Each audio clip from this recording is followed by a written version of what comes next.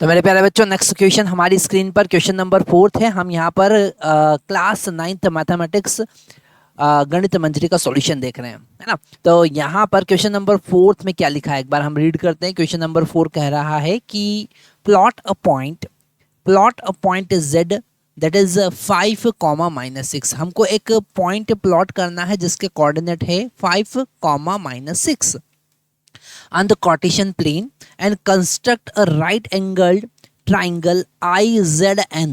ठीक है, हमको एक राइट एंगल ट्राइंगल बनाना है जिसका राइट एंगल कहाँ पर होना चाहिए, Z पॉइंट पर होना चाहिए। And find the length of this 3 side. वो कह रहे हैं कि आंसर में differed from person to person, है ना। अलग अलग तरीके से आप अलग अलग स्टूडेंट अलग अलग तरीके से सोचेगा और वो राइट एंगल ट्राइंगल बनाएगा। तो सबसे पहले हम यहाँ पर 5 कॉमा -6। अब ये 5 का मतलब क्या है, हमने यहाँ पर हमारी स्क्रीन पर एक ग्राफ पेपर ले रखा है। मतलब ये कार्टेशियन प्लेन है और कार्टेशियन प्लेन पर एक्स एक्सिस और वाई एक्सिस से प्लॉट कर रखा है। तो ये एक्स एक्सिस और वाई एक्सिस है और यहाँ पर इन दोनों का इंटरसेक्शन पॉइंट है दैट इज 0,0, वो है ओरिजिन। फिर हम first point, second point, third point, fourth point और फिफ्थ पॉइंट पर पहुंचे। तो एक्स एक्सिस पर हम 5 यूनिट आगे बढ़े, है ना। तो हमारे पास में एक्स एक्सिस का जो कोऑर्डिनेट है, एक्स कोऑर्डिनेट, वो 5 मिला। अब हमको -6 मतलब वाई कोऑर्डिनेट जो है वो -6 है। मतलब हमको वाई एक्सिस में नेगेटिव डायरेक्शन में मूव करना पड़ेगा। तो नेगेटिव डायरेक्शन में हम नीचे जाते हैं, 1 2 3 4 5 और 6, है ना। तो -6 पर हम यहाँ पहुँच गए। इसका कोऑर्डिनेट वाई कोऑर्डिनेट है -6। ओके, अब हम यहाँ से लाइन एक्सटेंड करेंगे एक्स डायरेक्शन में और यहाँ से लाइन करेंगे वाई डायरेक्शन में।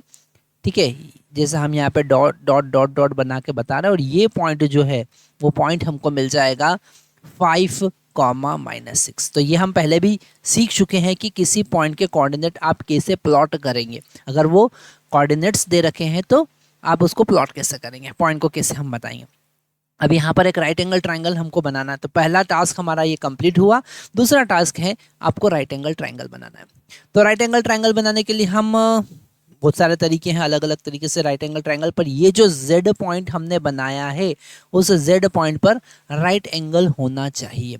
उस Z पॉइंट पर क्या होना चाहिए, राइट एंगल होना चाहिए। तो हम अगर इस 6 और इस 5 को, है ना, इस 6 को, ये जो पॉइंट है जिसका कोऑर्डिनेट हम यहाँ पर लिख सकते हैं, x कोऑर्डिनेट 0 और y कोऑर्डिनेट हो गया -6। और ये जो 5 यहाँ पर हमको दिख रहा है इसकी जगह हम लिख सकते हैं 5,0, है ना।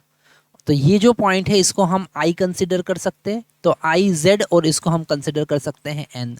तो यहाँ पर IZN एक राइट एंगल हमको मिला। ये वाला एंगल क्या हो जाएगा, राइट एंगल हो जाएगा, है ना, 90 डिग्री पर। और जब हम इन दोनों को यहाँ से कनेक्ट करेंगे, हमने इन दोनों को कनेक्ट कर दिया, तो ये जो अभी हमको नया ट्राइंगल मिल रहा है ये है राइट एंगल ट्राइंगल। तो यहाँ पर हमारे पास में एक ट्राइंगल मिला, वो क्या है, IZN। और ये राइट एंगल ट्राइंगल कैसा है, ये ट्राइंगल कैसा है, राइट एंगल ट्राइंगल। ठीक है, ये है राइट एंगल्ड ट्राइंगल। ठीक है, क्यों है राइट एंगल ट्राइंगल, क्योंकि इसका एक एंगल 90 डिग्री का है। अब उन्होंने कहा इसकी साइड्स बताओ, लेंथ ऑफ साइड। ठीक है, तो यहाँ पर साइड कौन कौन सा है, सबसे पहले बेस की बात करें। अगर इस राइट एंगल ट्राइंगल के बेस की बात करें, और बेस क्या है यहाँ पर, IZ उसका बेस है।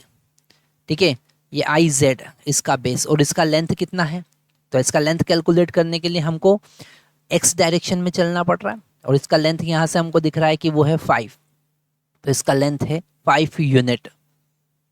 कितना है, 5 यूनिट्स। अगर हम इसका परपेंडिकुलर देखें तो ये है परपेंडिकुलर, है ना। तो NZ की बात करें, है ना, परपेंडिकुलर की बात करते हैं। अगर हम परपेंडिकुलर की बात करें तो जो ZN लेंथ है, ZN जो लेंथ है वो परपेंडिकुलर है और डेफिनेटली वो यहाँ पर 6 का होगा। यहाँ से यहाँ तक का डिस्टेंस कितना है, 6। तो यहाँ पर उसका लेंथ जो हो जाएगा, परपेंडिकुलर जो हो जाएगा वो 6 हो जाएगा। अब हमको बात करना है हाइपोटेनियस की। हाइपोटेनियस के लिए हमको यहाँ पर पाइथागोरस थ्योरम का यूज़ करना पड़ेगा। हम यहाँ पर ये रब कर देते हैं, ये राइट एंगल ट्राइंगल हमें पता है। अब हम पाइथागोरस थ्योरम का यूज़ करेंगे। तो हम यहाँ पर लिखेंगे I N square is equal to I Z square plus Z N square, ठीक है, अकॉर्डिंग टू पाइथागोरस थ्योरम। तो हमको आई एन स्क्वायर का वैल्यू मिलेगा, आई जेड का वैल्यू कितना है, आई जेड का वैल्यू 5 यूनिट हमने कैलकुलेट किया है तो 5 स्क्वायर, और जेड एन का वैल्यू हमने कितना कैलकुलेट किया है 6, तो 6 स्क्वायर।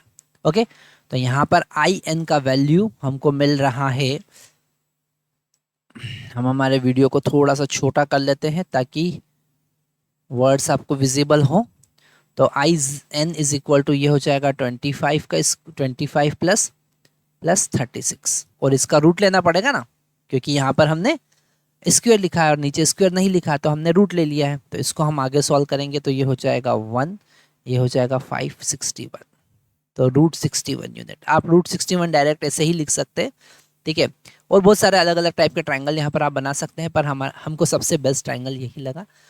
तो आप यहाँ पर राइट एंगल ट्राइंगल प्लॉट कर सकते हैं, उसके साइड्स फाइंड कर सकते हैं।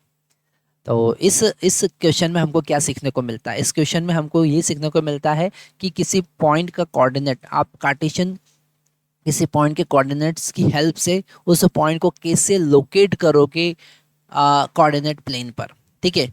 दूसरा हमको मिल रहा है यहाँ पर कि राइट एंगल ट्राइंगल क्या होता है, और राइट एंगल ट्राइंगल का जो हाइपोटेनियस है वो फाइंड करने के लिए आपको पाइथागोरस थ्योरम फाइंड करना पड़ेगी, ठीक है, पाइथागोरस थ्योरम यूज करना पड़ेगी।